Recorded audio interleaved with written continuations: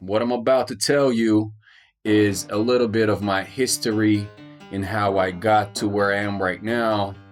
Can't say that I've been notoriously famous, but certainly people of certain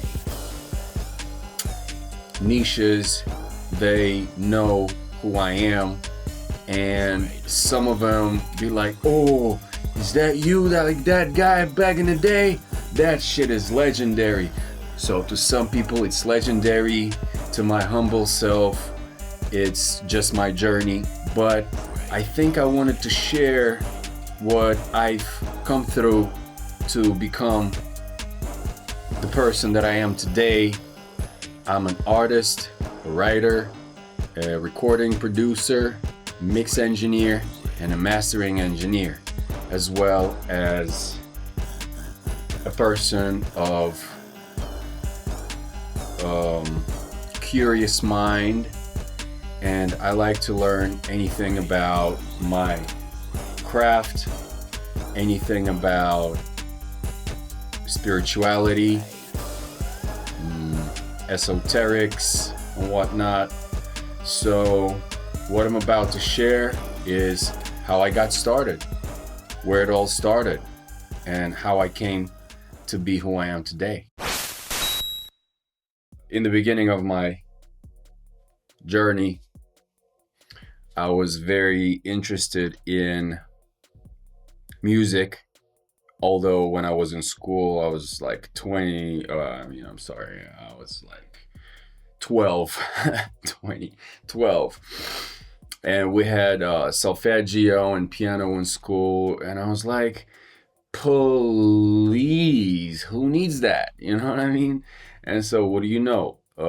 Some years later, I'm into this, and I'm definitely new back in the year 1999. But let me just step back a step. You know what I mean? So the thing is, I started recording little field notes with a cassette recorder, Aiwa. For those who don't know, it's spelled AIWA. That's a Japanese brand. So I had actually, you know what? I still have it. This is my first cassette recorder. Iowa TP 37. This was brought by my mother back in the Soviet Union, believe it or not. And this is a rarity.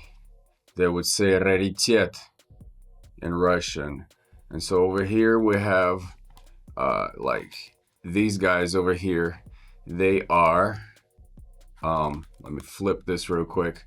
They are pause, off, on, SLSS, whatever the hell that means, off or on.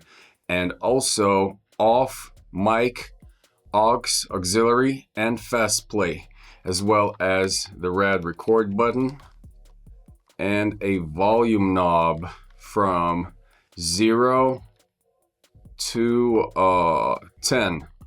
It has a speaker. It has the fast forward and rewind buttons. I mean, you can press them. Dang. You can press them all together, but not sure what that does. And it has it has two jack ports, one for an external microphone. Ooh, I just might try that because I have one. And it has an earphone and a little microphone over here. Okay, it has a little strap that you can utilize. I bet it still works. I bet it still freaking works. And then a cassette deck, but I don't think I have available cassette. I mean, I do, but it's questionable. And then also like a battery compartment, and that was a little bit perished. It was a little bit destroyed, so I had to like tape glue this. Anyway, what it says in the front, let me read this real quick. I mean, it's for y'all to see. There we go. Iowa. TP37. Damn, bro.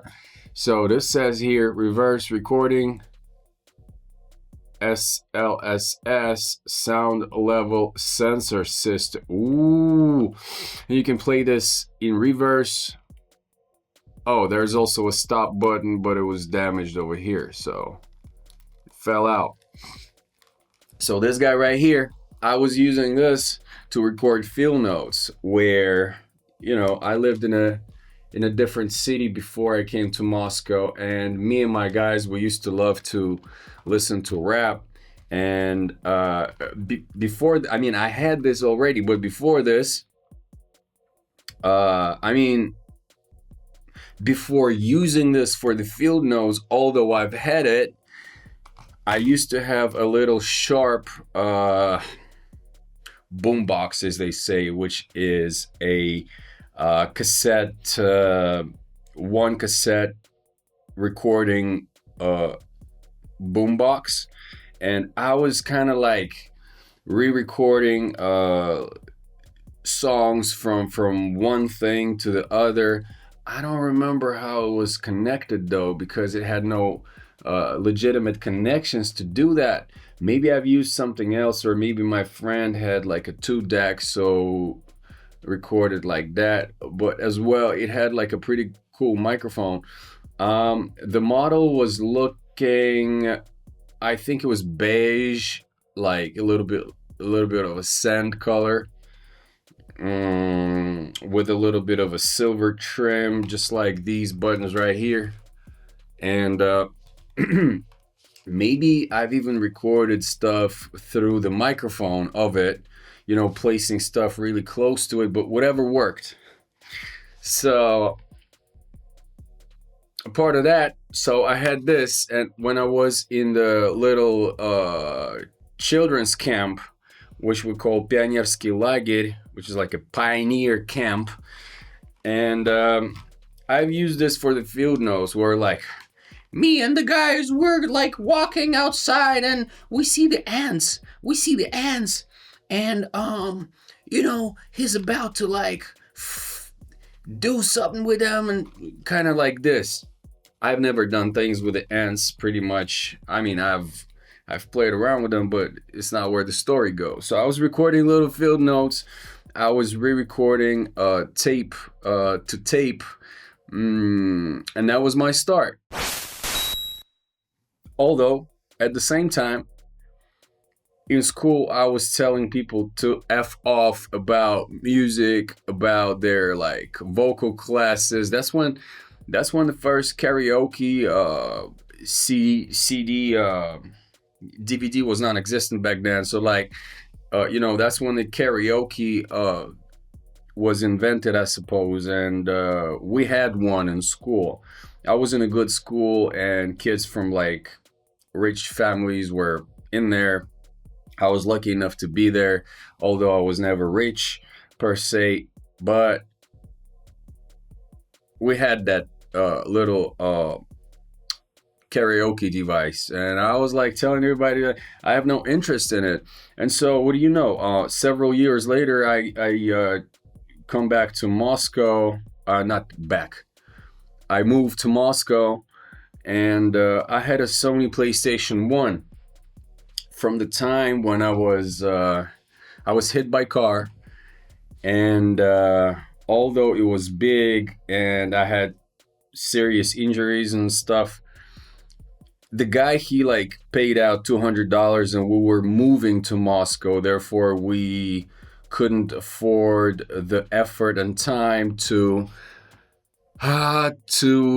go through the law procedures with that dude. And yeah, $200, bro. Fam. That's when I got myself a first PlayStation 1. Yes, that's right. Sony PlayStation 01, the gray one. And so I moved to Moscow, and I had a PlayStation, and on Kuznetsky Most metro station, there was like a black market for games, and Sony PlayStation was out. the guys that were having the bootleg CDs and stuff. And so one day I walk there and I buy like 4 games. I don't remember which ones they were. Probably like something around Metal Gear Solid 1, or maybe like Crash Bandicoot 2 or some shit. You know, just to remind you, that was in 1999.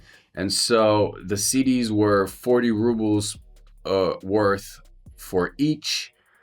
And I don't know, it was about, hard to say, maybe about $3 or whatever. Probably. Anyway, so I got me 4 games, and then I wanted to go back home. And I saw this one CD. It was called Music 2000. Just to remind you, it was 1999. So Music 2000 was sounding like, oh my God, this is something, you know, next level, next year, you know. And it was probably around September, October 1999. And so I come up to this guy and I'm like, Music 2000. What does it do? He's like, everything. I'm like, let me get it. I'll get it. You know what I mean?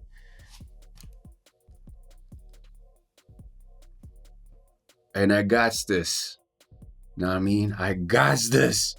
So I come back home. It turns out, as I know now, this is also called MTV Music Generator or some shit. It's like a DAW, like a sequencer. You use a joystick. I cannot show you right now because I don't have it. So you use a joystick to navigate, and there's a dedicated interface for like a sequencer, like vertically you got vertically you got layers, and horizontally you got time, and you can feel the brackets with like funny graphics and stuff, but you can feel the you can feel the little squares with like squares. If you ever played the game where you kind of like, you know, put the ships. I mean, anyway, like, you know, Morской Boy is the game. The sea, whatever that game is called in English, I don't know. Morской Boy. You know what I mean?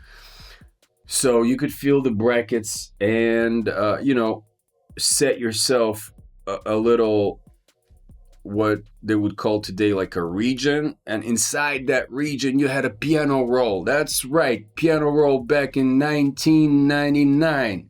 That's right. So you filled the gaps, and you could like arrange and construct those little blocks, and you just kind of like fiddle with it, and then you have generic audios that you use, like little samples. They're not loops per se, but they existed already. Haha, tapes, cassettes, what they call them. I really had a huge library, and I just kept several. Of them. This one, I don't even know. I don't even know what it has. Oh, come on. Focus. So cassettes, and we would rewind them like this, and then you also, what you would do is you would insert something like a pen here. Oh my God, that's a bigger pen than I expected. And then you would manually, oh my God, it's not too big, but you would manually sometimes twist it like that to, you know, oh come on, oh my God, to do that.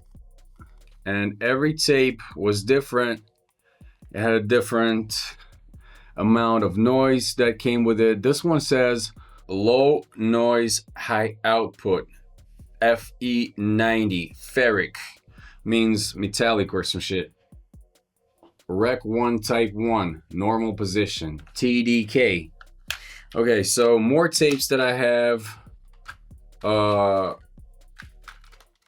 This one right here says Ghostrida, which is my stage name when I was starting out in rap. And so by this time I've already listened to rap since 1996 or even 1995 when I heard Fugees for the first time. The Score was the album. I didn't know it was called rap. There was also Dr. Alban with some of their songs. So rap existed back then, even for me, but I didn't know what it was called. So Fugees, I think, were the first kind of like rap guys, a part of Dr. Alban that I heard. And then when I really started listening to rap, it was always Tupac. Started with All Eyes on Me. Yeah, that was my first album. And so I got more tapes. This one right here, Jungle Brothers. I don't know why I threw out all the tapes. I had great tapes, and I grew up listening to them. Like Onyx and everything. KRS-One. A lot of stuff. And so this had like a picture here, but I was getting rid of the old stuff and I threw out a lot of stuff. But my tapes, they looked like this. Bootlegism MF. And so I had a lot of these, and that's a Russian rap tape, Rap Zone and Rap Hit. Right, this is insane. At least to me. Wow. And also, I don't know, I never got rid of this. Jeru the Damager, whom, by the way, I met in Barcelona last year. And so we're at the bar and we just chill. And then somebody's like, you know who's playing? I'm like, no, a DJ. They're like, that's right. You know who he is? I'm like, I have no idea. And they're like, remember we told you that Jeru the Damager lives in Barcelona? I'm like, are you fucking serious? Jeru the Damager. They're like, yeah. So I come up to him. I'm like, bro, are you Jeru the Damager? And he's like, yeah. So I have a picture with him from last year from Barcelona, 2024. And I have this tape right here. But what I was gonna tell you is I have this tape that I re-recorded. You could re-record those and they deteriorate, but they work. So this was a licensed tape of someone definitely not rap. And then on this tape, I have my